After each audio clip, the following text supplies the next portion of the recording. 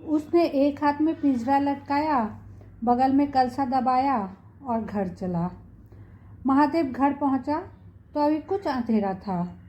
रास्ते में एक कुत्ते के सिवा और किसी से भेंट न हुई और कुत्ते को मोहड़ों से विशेष प्रेम नहीं होता।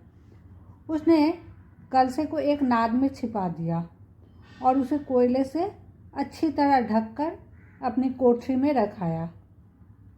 जब दिन निकल आया तब वो सीधे पुरोहित के घर पहुंचा।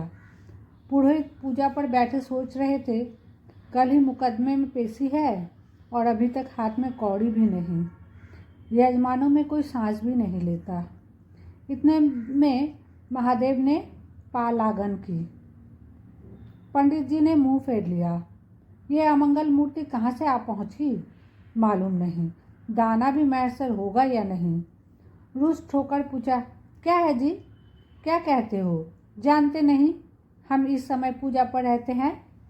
महादेव ने कहा, महाराज आज मेरे यहाँ सत्यनारायण की कथा है। पुरोहित जी विस्मित हो गए, कानों पर विश्वास न हुआ।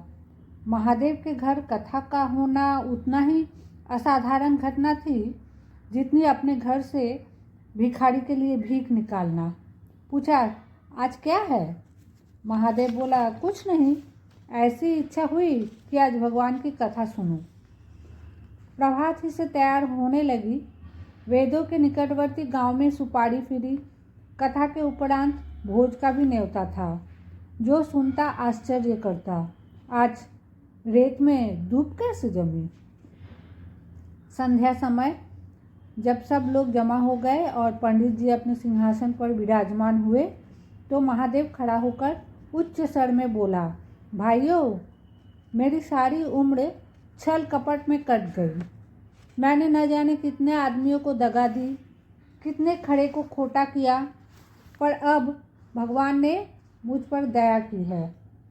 वह मेरे मुंह की कालिख मिटाना चाहते हैं। मैं आप सब भाइयों से ललकार कर कहता हूँ कि जिसका मेरे जिम्मे जो कुछ निकलता हो, जिसकी जमा मैंने मार ली हो, जिसके चोखे माल को खोटा कर दिया हो, वो आकर अपनी एक एक कौड़ी चुका ले। अगर कोई यहाँ ना आ सका हो तो आप लोग उससे जाकर कह दीजिए, कल से 1 महीने तक जब जी चाहे आए और अपना हिसाब चुकता कर ले। गवाही साखी का काम नहीं। सब लोग सन्नाटे में आ गए। कोई मार्मिक भाव से सिर हिलाकर बोला, हम कहते न थे। किसी ने अविश्वास से कहा, क्या खाकर भरेगा, हजारों का टोटल हो जाएगा। एक ठाकुर ने ठठोली की, और जो लोग सुरधाम चले गए? महादेव ने उत्तर दिया, उसके घर वाले तो होंगे, किंतु इस समय लोगों को वसूली की इतनी इच्छा न थी जितनी ये जानने की कि इसे इतना धन मिला कहाँ से। किसी को महादेव के पास आने का साहस न हुआ। देहात के आदमी थे, गड़े मुर्दे उखाड़ना क्या जाने। फिर प्राय लोगों को याद भी न था कि उन्हें महादेव से क्या पाना है, और ऐसे पवित्र अवसर पर भूल चूक हो जाने का भय उनका मुंह बंद किए हुए था। सबसे बड़ी बात यह थी कि महादेव की साधुता ने उन्हें वशीभूत कर दिया था। अचानक पुरोहित जी बोले, तुम्हें याद है मैंने एक कंठा बनाने के लिए सोना दिया था, तुमने कई माह से तौल में उड़ा दिए थे। महादेव, हाँ याद है। आपका कितना नुकसान हुआ होगा? पुरोहित, 50 रुपए से कम न होगा। महादेव ने कमर से 2 मोहरें निकाली और पुरोहित जी के सामने रख दी। पुरोहित जी की लोलुपता पर टिकाई होने लगी। ये बेईमानी है, बहुत हो तो 2-4 रुपए का नुकसान हुआ होगा। बेचारे से 50 रुपए ऐंठ लिए। नारायण का भी डर नहीं। बनने को पंडित पर नियत ऐसी खराब। राम राम। लोगों को महादेव पर एक श्रद्धा सी हो गई। 1 घंटा बीत गया पर उन सहस्त्रों मनुष्यों में से एक भी खड़ा ना हुआ। तब महादेव ने फिर कहा, मालूम होता है आप लोग अपना अपना हिसाब भूल गए हैं, इसलिए आज कथा होने दीजिए। मैं 1 महीने तक आपकी राह देखूंगा। इसके पीछे तीर्थ यात्रा करने चले जाऊंगा। आप सब भाइयों से मेरी विनती है कि आप मेरा उद्धार करें। 1 महीने तक महादेव लेनदारों की राह देखता रहा। रात को चोरों के भय से नींद न आती। अब वो कोई काम न करता। शराब का चस्का भी छूटा। साधु अभ्यागत जो द्वार पर आते उनका यथा योग्य सत्कार करता। दूर दूर उसका सुयश फैल गया। यहाँ तक कि महीना पूरा हो गया और एक आदमी भी हिसाब लेने न आया। अब महादेव को ज्ञान हुआ कि संसार में कितना धर्म, कितना सद्व्यवहार है। अब उसे मालूम हुआ कि संसार बूढ़ों के लिए बुरा है और अच्छे के लिए अच्छा। इस घटना को हुए 50 वर्ष बीत चुके हैं। अब वेदों में जाइए तो दूर ही से एक सुनहला कलश दिखाई देता है।